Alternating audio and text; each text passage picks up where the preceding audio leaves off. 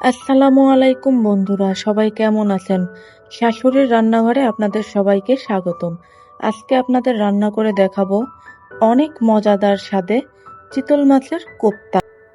এইভাবে রান্না করলে মাছটা যেমন সফট হয়, খেতেও অসাধারণ মজাদার হয়। চলেন আমরা রান্নাটা এখন শুরু করি। আমি চিতল মাছের গাদার পিসগুলো সব কেটে ভালোভাবে ধুয়ে নিয়েছি। এখন একটা কড়াইয়ে সে মাছগুলো দিয়ে দিব। পরিমাণ মতো পানি দিয়ে মাছটাকে সেদ্ধ করতে দেব। মাছটা সেদ্ধ হলে একটা প্লেটে শুকনো করে তুলে নেব। এখন এই সেদ্ধ করা মাছ থেকে ভালোভাবে কাঁটাগুলো বেছে নিব। সাবধানে বাছতে হবে যেন একটাও কাঁটা না থাকে। আমার সব মাছগুলো ভালোভাবে বেছে নেওয়া হয়ে গেছে।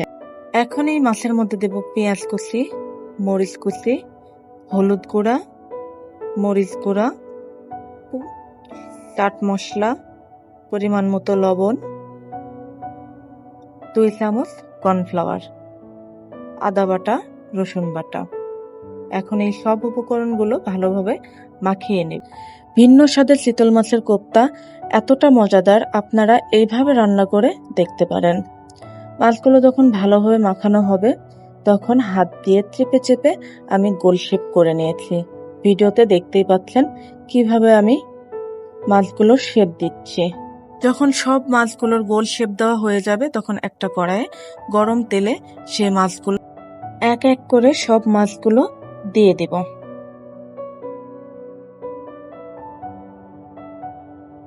এক পাশটা ভাজা হলে আরেক পাশটা উল্টিয়ে দেব। খুব সাবধানভাবে করবেন যেন মাছগুলো ভেঙে না যায়।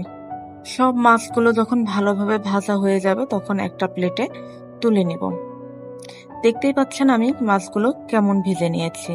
এখন সেই গরম তেলে দিয়ে দিয়েছি শুকনো জিরা ও কাঁচামরিচ কুচি, দিয়ে একটু নেড়ে পেঁয়াজ কুচি দিয়েছি, তারপর আবার একটু নেড়ে দিয়েছি, দিয়ে আদা বাটা, রসুন বাটা দিয়ে আবার একটু নেড়ে নিয়েছি। মশলাটা কষানো হলে একটা তেজপাতা ও পরিমাণ মতো পানি দিয়েছি, তারপর দিয়েছি মরিচ গুঁড়া। তারপরে মশলাগুলো আবার একটু ভালোভাবে নেড়ে যখন বলক উঠেছে তখন মাছগুলো সব এক এক করে মশলার মধ্যে দিয়ে দিয়েছি। ভালোভাবে এখন এই মাছগুলোকে নেড়ে দেব। এইভাবে আমি কিছুক্ষণ মাছগুলোকে মশলার সাথে ভালোভাবে কষিয়ে নিয়েছি। খুব সাবধানভাবে করবেন যেন মাছগুলো ভেঙে না যায়।